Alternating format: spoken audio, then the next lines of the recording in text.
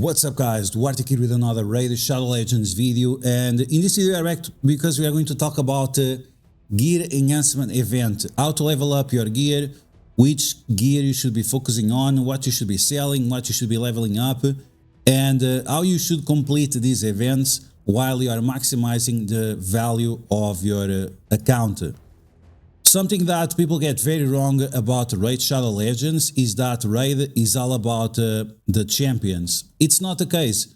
You can clearly see here that daily I use around 30 champions, and the other champions that I don't use, it's like I use like one time per week or so when they are necessary for faction wars. And this means that what really matters in your account is the level of your gear. If you have very good gear, you're going to be able to switch this gear around to different characters, and you'll be able to do a lot more content. Faction Wars, Grim Forest, Doom Tower, all these different game modes, you can swap the gear around and using different champions and still get great rewards. So this is something that you really have to keep in mind. The value of your account is not just on the champions. The champions, of course, it's important. It's like 35% of the value of your account, but the other 65% is on your gear. So make sure you have that in mind. Okay, so with that said, and with that in mind, let's see how you should level up your gear. You should always have a little bit of each set, right? You should at least have 4 pieces of every set, just to make sure, because there are certain missions that will require you to have a stun set, or a sleep set, or a provoke set. For example, for faction wars, because you need to, there are missions that you have to apply provoke to like 5 characters, and you might not have a character that does provoke, or you might not get your cooldowns fast enough to apply the provoke. So you have to keep these things in mind, because it will allow you to save books, allow you to save chickens, and allow you to save brews on champions that you are not really going to use for that specific role, since you can do it with the gear, right? So you should always have a little bit of everything. Now, one thing that you have to pay attention to is the bonuses. There is this big misconception that, oh, you should not focus on the sets, you have to focus just on the stats. This is only true for like the first month of Raid. After the first month of Raid, you should start focusing on the sets. But you always want to maximize the value of the sets. For example, for the speed set. For speed set, what does it matter? It matters the speed. If you have a set that gives you speed, then of course you want to have only items that give you speed. If the items do not give you speed, then you can sell. Like for example, this one, it has HP, it has a little bit of speed and accuracy, but you don't want this, right? It can still be somewhat useful, but it's definitely something that is not going to be like major for your account. It can be used on like a support healer, but it's definitely something that you don't want to maximize, right? You want to focus only on the ones that have huge speed rolls, so anything with as much speed as possible. If you go for a set that has accuracy, what you want to maximize?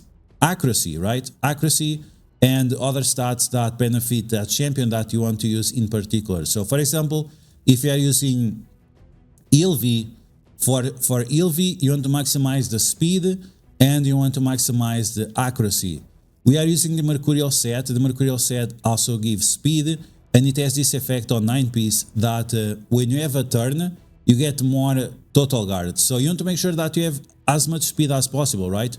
Because getting that extra turn will increase your likelihood of survivability. So this is something that I'm working on, making like a spreadsheet with all the details of the types of gear you should be focusing on, but that's something for the future because it has a lot of nuances for many things. Cursed set, for example, you want to focus on accuracy and stats that you find interesting, like speed, accuracy, speed, once again, to benefit of that. For regen, we have HP and defense. You can still go with a little bit of speed, but it's not going to be your main stat. For the shield set, you want to go as high HP as possible, because this is going to give you a buff at the start of the match based on your own champion HP, so you have to keep that in mind. Relentless, you're going to get the extra turn. So how do you get extra turns? By having more speed. So your relentless gear should have as much speed as possible. You can see that this one, for example, we're gonna roll. Let's see what we get. We got 2 on defense. So this is something that we could re-roll in the future. Let's see if you get a triple roll. If you get a triple roll, we can re-roll. If not, we're gonna sell, because our main stat was wasted away, and our secondary options, they are not convenient for us to use our ores, right? It's just not a good value, so we're gonna skip on this. Okay, let's move on to other sets. Savage, you want to make sure that you have damage stats, so attack or defense or HP with crit chance, crit damage, and speed. Destroyer, you want to make sure you have the same type of stats, crit damage, crit chance, and your main stat. Stun, you want to make sure that you have accuracy, speed, because if they are stunned, it doesn't really matter. For poisons, it depends. Now with Arachno Elixir, you want to make sure that you go for attack, you want to make sure that you go for accuracy and speed, because you want to make sure that you are applying as many poisons as you want. Reflex, go as often as you want, right? When you take a turn, you have 40% chance of reducing your skill cooldowns, so the faster you go, the better. So what you want to focus on, speed and then survivability, because most of the times you are using this on support champions or controllers. Immortal is the same as regen. Swift parry. Swift parry, you can use everything. You can use any stat. You can use for speed and HP, or speed and accuracy, or damage, crit chance and crit damage, because it has both and it has a survivability mechanic. So because it has that survivability mechanic, you can use it for everyone. Everyone. It doesn't matter if they are healers or damage dealers. It can go both way. Even that for a damage dealer, it's better. But you can use for everyone. Okay, perception. What you want for perception? You want speed and accuracy. Now, you can still apply these to damage dealers. So, for example, this one, it has speed and crit chance. This is still okay. This is still okay because you can use for a damage dealer that applies negative effects. So this one, we got a double roll on HP, so that's not great. This is a 5-star, so very likely that we are not going to re-roll. So we are going to sell, right? Even if you get a roll on speed, it's going to be like whatever. It's going to be like a mediocre item. Now, if you're a new player, that's still going to be useful. But if you are not a new player, then it's not great. This one, for example, we have a high roll of speed, we have accuracy. So those are the 2 main stats of a perception set. So this is a perfect item. Let's see if we are lucky and we can re-roll in a good way. We got accuracy and HP. So right now is not a good item anymore, because we lost one of our 2 main stats. We lost 2 of our main stats. So unfortunately, we're going to trash these. Now, again, if you're a new player, this is still usable, right? You can put here some glyph or something like that and get an okay amount of speed. But of course, you want to maximize your main stats. Okay, so now let's re-roll some cool gear like protection. So protection is mostly for supports. And we have as main stats, we have speed, HP, and resistance. But some of the champions that you're going to use with this set are probably going to require accuracy. And you could even make damage dealers with protection set for like, for example, Giath or Leonardo from the Teenage Mutant Ninja Turtles, in case you are using these champions on, for example, on Hydra. So you can have a protection set with damage stats, or just have a protection set with support and control stats. Once again, speed, accuracy, HP, or defense. For example, for Freya, Freya makes a shield based on her defense. So for Freya, you want speed and defense rather than the other ones. So for example, this one would be a good item for Freya, as long as we get the speed and the defense. So there we go, we got so far. Let's see what we can do. Okay, so we got a great amount of defense and speed. Now, there are different rolls. So this is a 6-star item. So you can roll a 5, you can roll a 6, or you can roll a 7. The 7 is the best, but it's like 10% chance. The 5 and the 6, I think it's around the same amount of chance. So of course, if you want for perfect items, you want to look for items that roll max. So this should be a 12. If it was like the almost perfect, right? 12 would be almost perfect. 13 would be the perfect roll. It was not the case, but that's fine. It's still usable. For most accounts, new player accounts, this would be a great item. Okay, let's roll a few more of these. So, of course, you want to prioritize rolling all your 6-star gear first. So, you go to filters, you want to set your ranks, and you want to prioritize your 6-star gear first. Why is that? Because that's where you get the best rolls. So, here we have some mythical gear. This is another one that we should be paying attention to. So, we got a double roll on HP, but because it's a mythical, it has one more level of stats. So this is huge. This is actually huge for any kind of HP champion. Let's see what else we can get. And we got more HP as well. So this is great for like a slow support champion. So for example, if you play with Donatello, you can give Donatello the shield set plus stone skin. And this will be great for him because it will make your shield even bigger and your stone skin shield even bigger as well. So this is very usable for even end game. So that's great.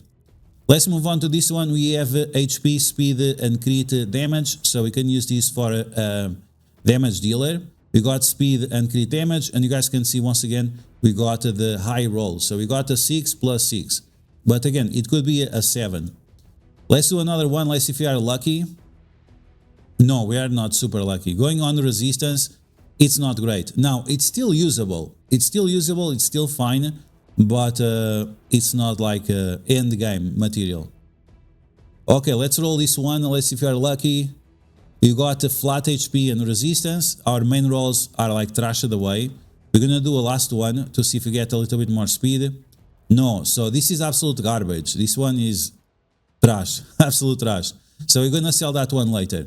Okay, here we have high crit rate, crit damage, we have speed, we have defense, and we got a high roll on crit damage. So let's see what we can get here.